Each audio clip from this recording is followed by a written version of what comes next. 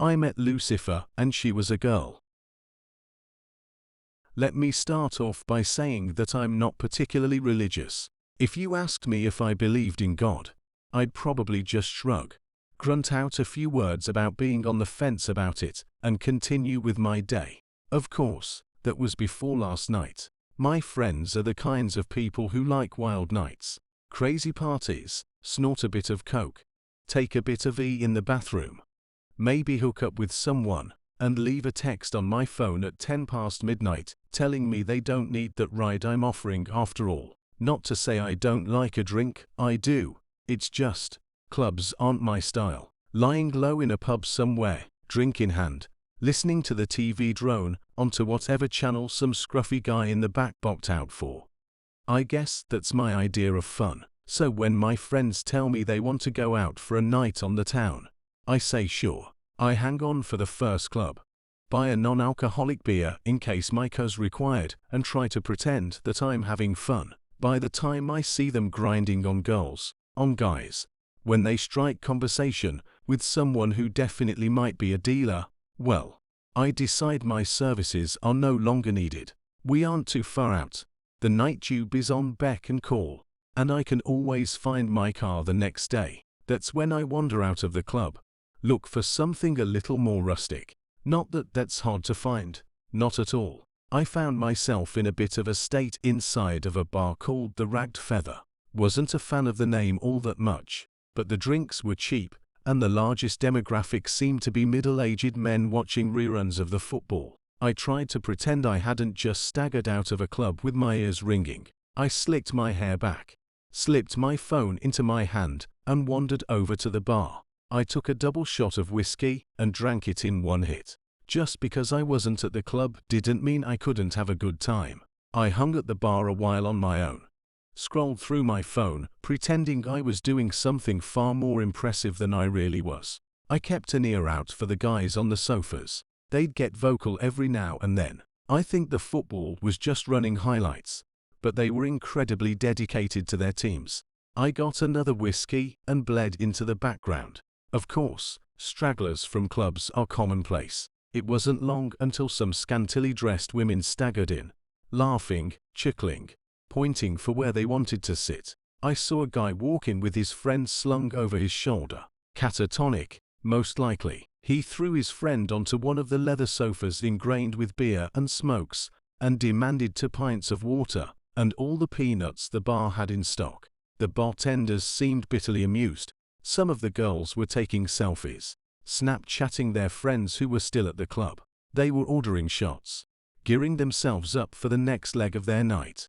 A couple blokes wandered in with curries in takeout trays. I saw someone eat a Big Mac on the outside seating through the window. This was a night for the young and inebriated, and my mind was just dulled enough by the whiskey to enjoy the characters I could watch peacefully without interacting with. That is, until someone slipped into the seat next to me. Do I look like a girl with daddy issues?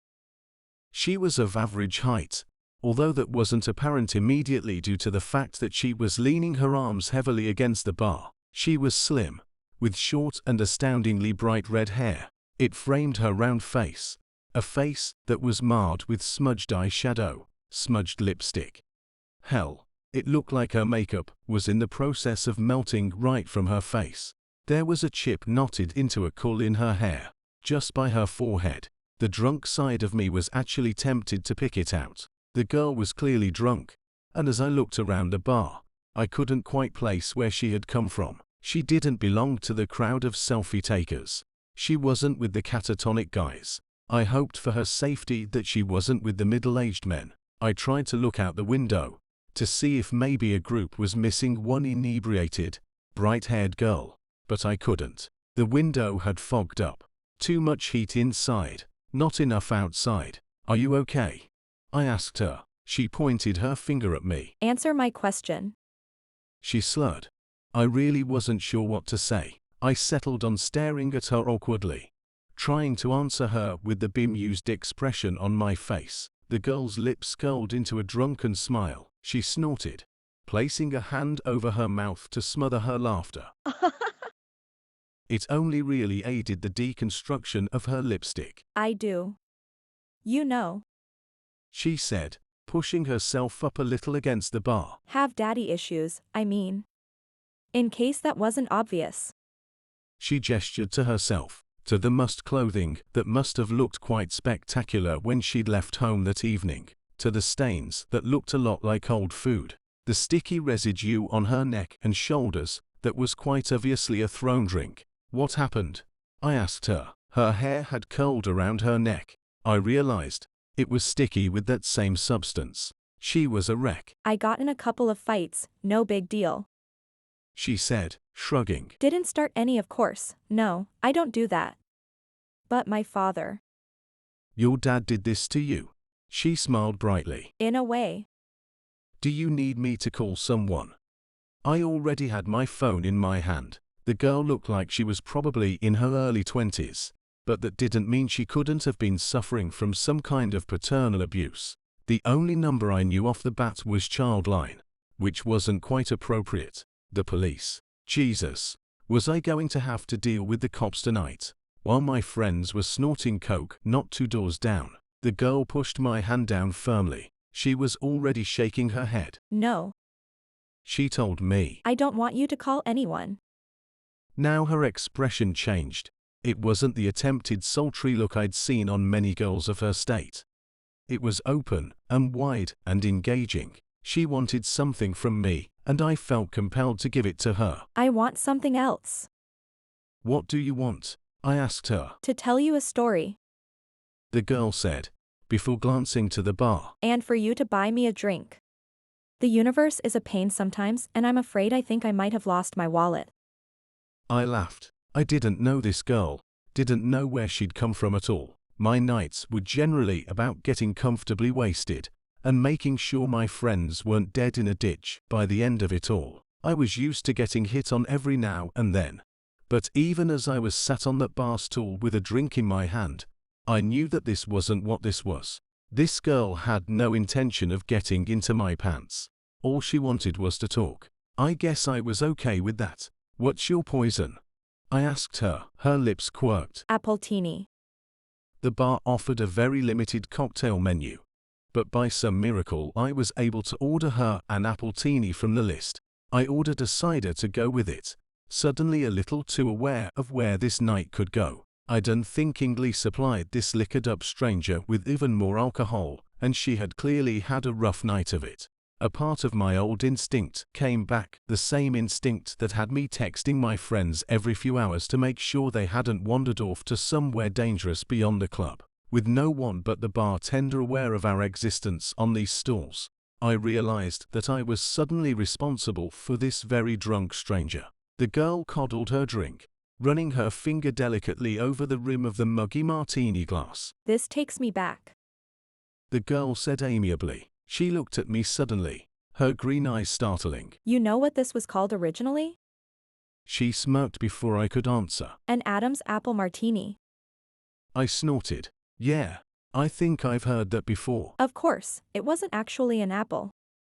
She continued, eyes moving back to her glass. The text translated that part wrongly, mostly because you people don't have a word for it anymore. The fruit was incredibly exotic and, to be honest, it doesn't exist in this realm of existence. Only Eden. She laughed dreamily. And Eden's long gone. I stared at her. Are you okay? It was more honest than the last time I'd asked her, mostly because I was beginning to feel a little dread creep into my stomach. Of course. The girl said, grinning widely. Why do you keep asking? I mean, I stuttered. Now, don't take this the wrong way or anything, but you look. Like someone poured their drink over me?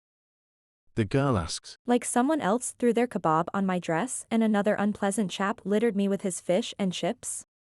That I have been hit, slapped around a bit and left in the gutter for the rats to find me? She held my eyes for an incredibly long time before her face broke out into a grin. Yeah. Something like that. Why would they do that? I asked. Why wouldn't they? The girl shot back. People aren't that great and alcohol makes them worse. She shrugged. Sometimes makes them better. Nicer, a little looser in the sack, but mostly just annoying and a little smelly. I looked at her, I watched her knock back her drink. She exuded the intelligence to know just how ironic her words were. But she was neither caring nor apologetic about them. The girl looked at me again. You bought me a drink. Now you can listen to my story. I nodded wordlessly. She smiled, pointing at the bartender, and then at her drink. The bartender was already making her another. Eden. The girl said, reiterating her earlier babble, as though the words had only just come out of her mouth. They always think that's my fault, you know. The reason Adam and Eve got kicked out of their perfect little nudist paradise. She shot me a knowing glance. Only in Eden can you sit on the grass, but naked and not get a pinecone stuck in your crack. I blinked. I'm sorry, I said. I'm not following. Sorry. The girl said. My story won't make any sense without a proper introduction. She reached out her hand. Hello. My name's Lucifer. She winked. But you can call me Lucy. There's an uncomfortable heat that stretches through your veins when you first go into fight or flight mode. Adrenaline pounds through your blood, and all you want to do is get up and go. It overrides everything else. A lot of things made sense when the girl told me her name. For starters, that she was crazy. She had to be. She looked like she'd been attacked on 4 separate occasions in one night, and up until that moment, I hadn't known how that could be possible. Behind the melty makeup and dirty clothes, she was rather attractive, and her attitude hadn't come off as catty or rude. If she'd been going around telling people she was the devil, though, that gets a reaction out of people. I suddenly felt myself looking at her wrist, down towards her ankles. Did she have some kind of cuff on from one of those mental institutions? Had she broken out of hospital after a nasty bump on the head? Was any of this even happening at all? I really would have to call the cops. I know what you're thinking. Lucy said. You're thinking that I'm crazy, that you need to get out of here. Maybe you even think I'm aggressive. Are you? I asked her. Would I be here with you, drinking appletini if I were? She asked, fluttering her eyelashes. Would you look the way you do if you weren't? I shot back. She grinned, toasting her new glass. Touché. Unthinkingly, I clinked my cider against it. Then I frowned. She chuckled, leaning closer. Let's have a little wager. She said. Let me tell you my story, and, if you believe me when I'm done, you can't go about trying to get me locked away somewhere. I stared at her. If I ended up believing you, then why would I do that? She smirked, sipping her drink. You'd be surprised what people do when they believe you're the devil. And you do this often? I asked. Tell people you are Satan. She snorted into her drink. Not as often as I should. But it's been a rough day and a hell of a long lifetime. I'd like to have a chat if that's all right with you. I waved to the bartender for another whiskey. The girl's eyes glinted with humor. I wasn't necessarily trapped with her, but a part of me didn't want to leave without first hearing what she had to say. Besides, at the end of it all, I couldn't just leave a crazy girl to wander around London alone at night. So, I said, taking a swig of my drink, Eden. Lucy laughed. Adam and Eve. I continued. You are saying that's true. God created 2 humans and we all came from them. God made 2 prototypes. Lucy corrected with a raised finger. My father created angels as his toy soldiers, but he had failed to make anything like himself. After us, it was his next big project, and he spent every waking hour of existence slaving over his 2 prototypes. He gave them a perfect utopia to live inside of, but he wanted to test them. He wanted to know whether they had free will. And did they? Lucy's face soured. No. My father could never bring himself to go that far. He tempted them with the idea of knowledge beyond their understanding and told them exactly what they could do to claim it as their own. But to be able to create a being that could go against his law? Oh, my father is a very controlling being. He was afraid to unleash that ability unto them. Lucy was very adamant in her delusions. That was clear to me. She spoke about her father with such distaste that I began to feel bad for her. Only someone who had been hurt very badly would have the gall to spite God himself. And what? I asked her, entertaining her delusion. You were the one that tempted them in the garden. The devil has been a girl this whole time. She smiled. I dabble. Then she looked at me, raising a brow. All of humanity thinks that temptation came in the form of a snake. The snake's legs were taken away as punishment for drawing Eve towards the forbidden fruit. She laughed, a hard and short sound. Snakes never had legs, and it was not a sin to tempt those poor prototypes into doing what they did next. Her shoulders were very tense as she took her next sip, but her eyes were filled with exhilaration. She seemed thrilled to be telling me this. I was the favored child, my father loved and adored me. He named me the Lightbringer. I stood at his side during the creation of this earth. During the creation of humanity. She pursed her lips, slamming her empty glass against the table. The bartender eagerly went about making another. My father couldn't bring himself to go that extra mile, so he asked me to walk amongst the prototypes and tempt them myself.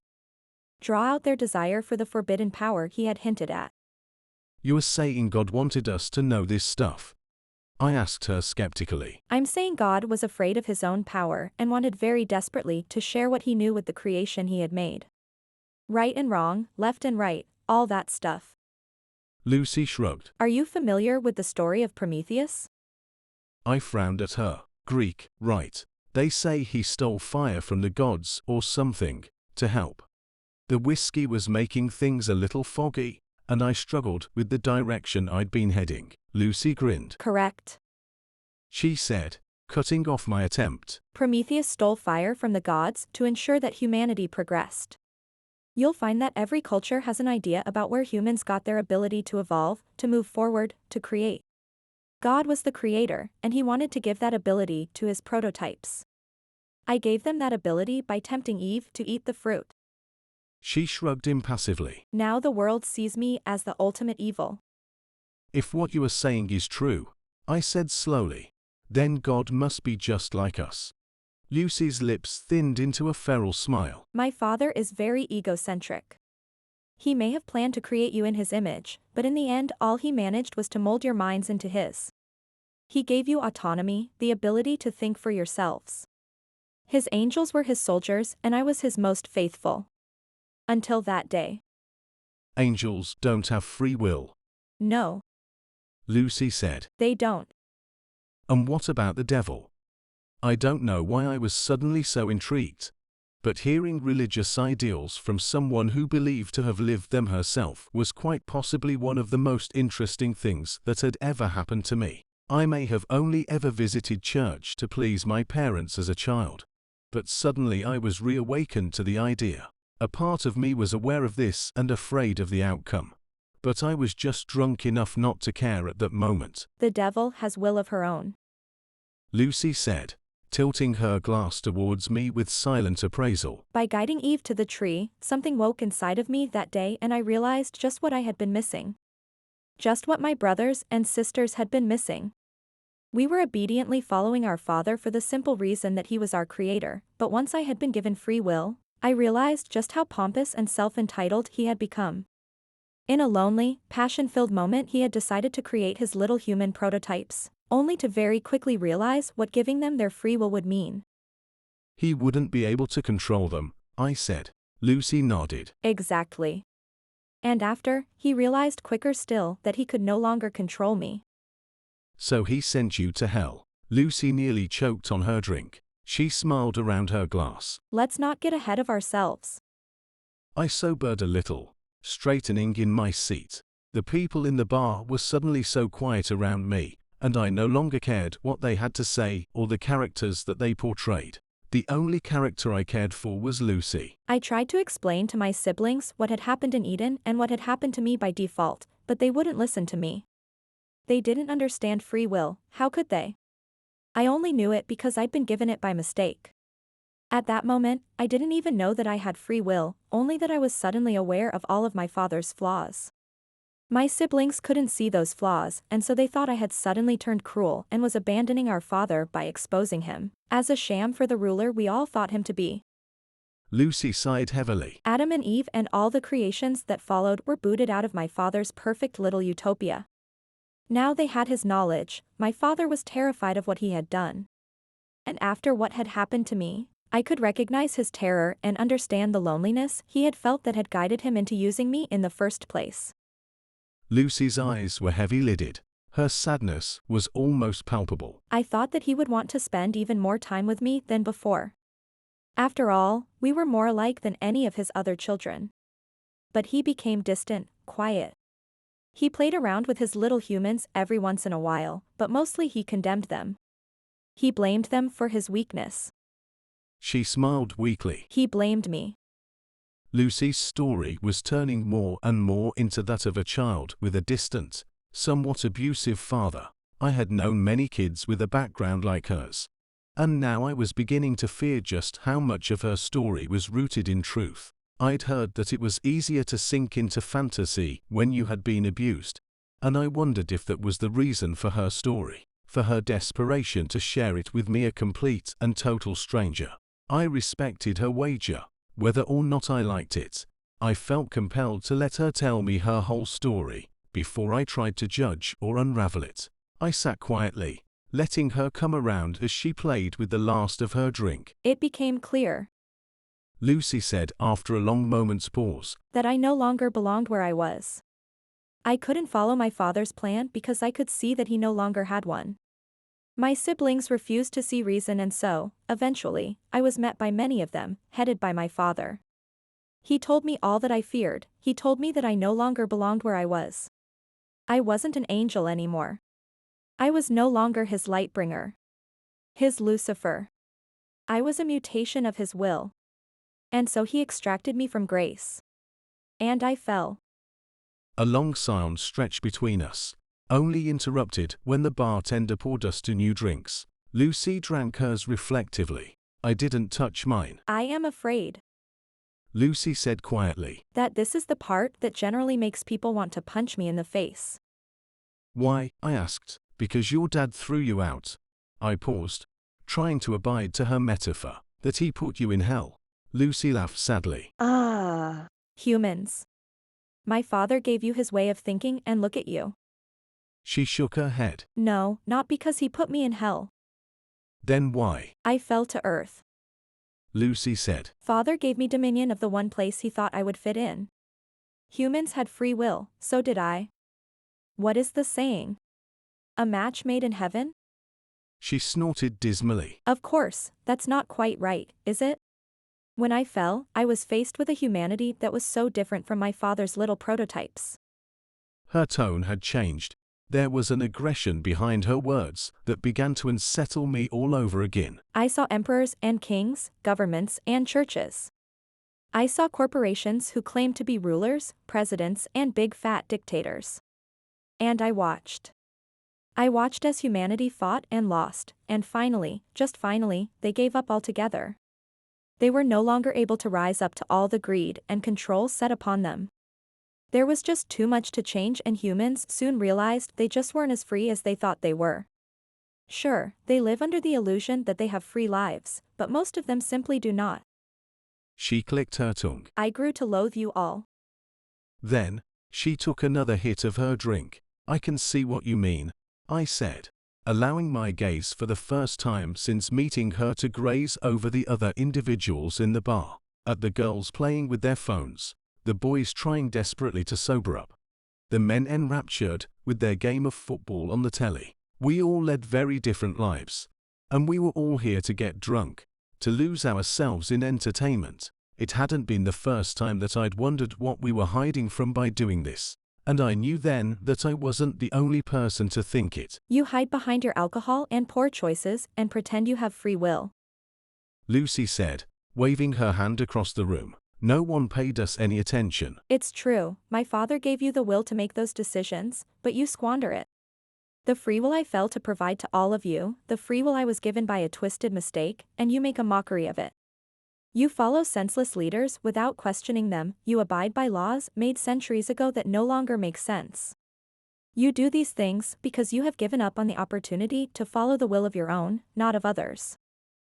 That isn't all of us, though, is it? I asked her, trying for some reason to defend our species from the mad young woman. Because you see it on the news all the time, don't you? People do rise up. We do protest. People can make a difference. Lucy laughed bitterly, nibbling the rim of her glass. Really? she said. You can sit here and say that it can't be all bad because of the few that refuse to conform? Those you call your rebels? They make up for it all? She grinned around her glass. By that logic, I am the biggest rebel of them all. Am I expected to make up for all your sorry mistakes? By your logic, I said. You should be punishing it, right? If that's what this metaphor is all about. I laughed. I couldn't help myself. I took a sip of my drink. Is this whole story just so you can tell me that you think we're all going to hell? If so, I think I can see why people want to punch you. Lucy didn't say a word. Simply, she watched me. It felt unnerving to have someone like her watching me like that. With an intelligence that went beyond anything I'd come across at gone midnight in a seedy bar. The drunkenness in her eyes was no longer present, her face wasn't flushed like before, and even her makeup couldn't represent the mess I'd seen when she'd first appeared on the stool by my side. It was like I was looking at someone else entirely, and I was afraid. Let's review what you've said. Lucy said slowly, articulately. She wasn't slurring. Had she been slurring before? You think I'm going to tell you that humanity is going to hell because you refuse to use the gift I gave you? Her nails curled into the bar. My father may have been the one to guide me, but I paid for his mistakes. I am the one responsible for your will in the eyes of your species, but that was never true. You are responsible for what you do here, not me. She pursed her lips, tapping the bar as a bartender filled her drink again. Tell me, do you remember my mentioning hell at any point during my story, or was that just you? I opened my mouth to answer, but something faltered. My lips trembled, and I slammed them shut. Lucy smiled, taking a sip. Thought not.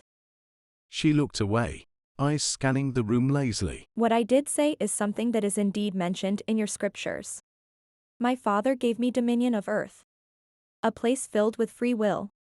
Free will that goes to waste. Her lip twisted. Humans sin all the time. Not because of me, not because of evil or my dominion over this place. Fact is, I don't lift a finger. I don't, because I don't see the point.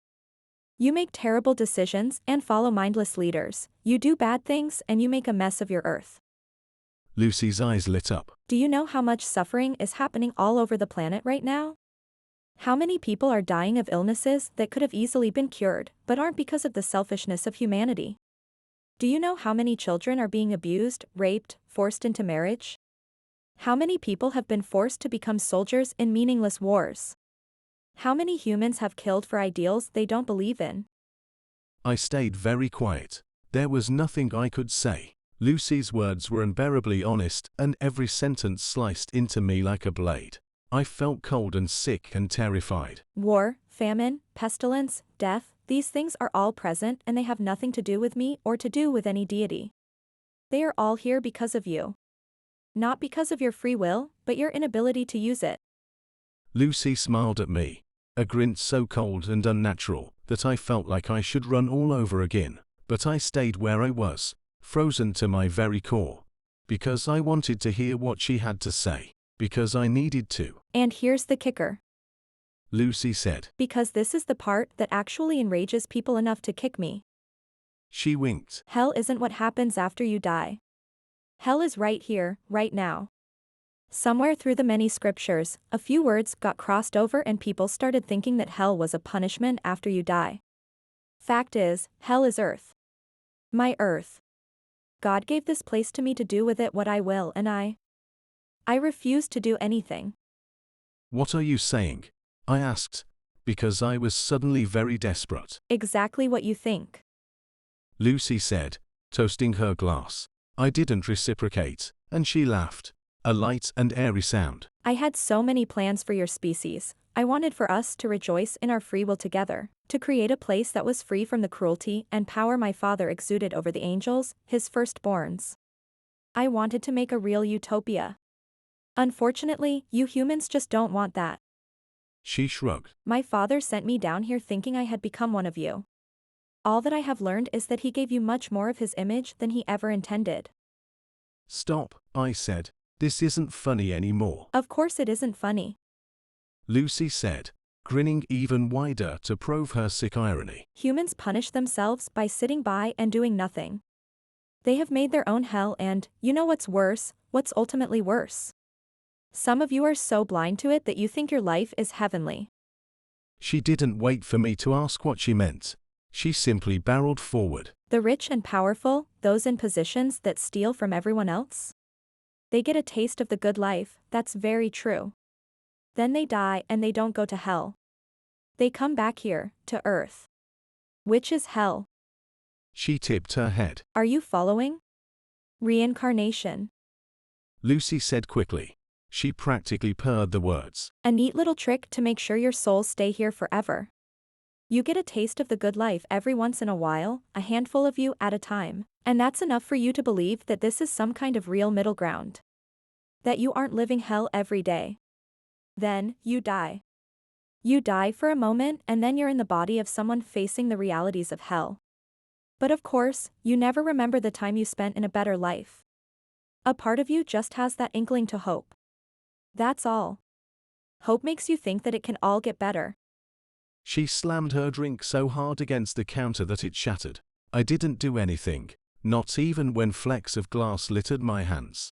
I could only stare at her, a tightness in my chest constricting my very soul. No one else in this bar mattered in this moment, but of course that was what she had been saying this whole time, hadn't she? None of them noticed the scene. They were caught up in their own realities, their own hells. The bartender didn't clean the mess. The glass lay there, remnants of Lucy's words lying in a stolid mass on the street wooden surface. It never gets better. Lucy spat. You are stuck in a loop and, until you do something about it, you will never be free. None of you. And I won't do a thing to stop it. How? I asked. I don't know when I started seeing the girl in front of me as more than a girl, but with a weakness threatening to pull me apart. I stared at the bright-haired thing in front of me, and I saw something more than a human in her early 20s. I saw more than a girl suffering abuse from her father. I saw a fallen angel. I saw a being with scars buried so deep that they existed beyond this realm of seeing entirely. I saw something that I would never be able to write down in words, no matter how long I lived. How do we change this? I begged. But Lucy didn't answer me. I didn't blame her for that. Blame gets thrown around so often, and I knew then that she was sick of that, sick of being blamed for our mistakes. So I changed tactics. Why me? It was an honest question, and I think somewhere deep down, Lucifer respected that honesty, which is why she said, When you first saw me, you were afraid for my safety. When I told you I was the devil, you wanted to lock me away, but still, you did so because you were afraid for me and not for yourself. You didn't wish to harm me, not even when I told you who I was and what I could be capable of for changing your sorry lives. You are a good person, but I am afraid that means nothing when you don't have the will to do anything with it. She smiled at me sympathetically. The devil, showing sympathy for the human that sat across from her at the bar. It was surreal and, for a few heavy moments, I truly thought I must be dead. There was no other way to explain what I was seeing, who I was speaking with, what I had just heard. What am I supposed to do? Lucy reached out to me. She placed a hand on my shoulder. Her hand was cold and warm at the same time, and I felt my blood boil where her fingers scraped my skin. And I knew, sharing a story like this isn't easy. Hell, it might be the hardest thing I've ever done. Good thing there's no such thing as hell, then, right? The fact of the matter is simple. The world is a mess because we refuse to change anything. The devil herself walks among us, and she desperately wants to make our lives better. But she won't. She won't, because we won't. We have to prove our will to her before she is willing to do anything herself. We have to be good to each other, to help us all to be free. Of course, Lucifer told me one last thing before she left that bar. One thing that will stick with me until this body is nothing but rot in the dirt. You can tell as many people as you want, but take a good look at me. I have told 5 other humans this night the same things I have told you, and this was their reaction. They have hurt me, burned me, thrown their food and drink at me. Humans are afraid of their free will and they find it so much easier to hurt than to own up for their own inadequacies. You will only be free when you stop seeing yourself in the same way my father sees himself. So that's what I'll leave you with. Lucifer won her wager that night, and I let her walk out the door, and I beg you to do the same. If the devil approaches you one night, listen to what she has to say. And listen to what I have been able to tell you of our meeting. The devil is real, and she doesn't want to torture us. No, we do that just fine on our own. Thanks for watching. Keep enjoying our videos. Like and subscribe.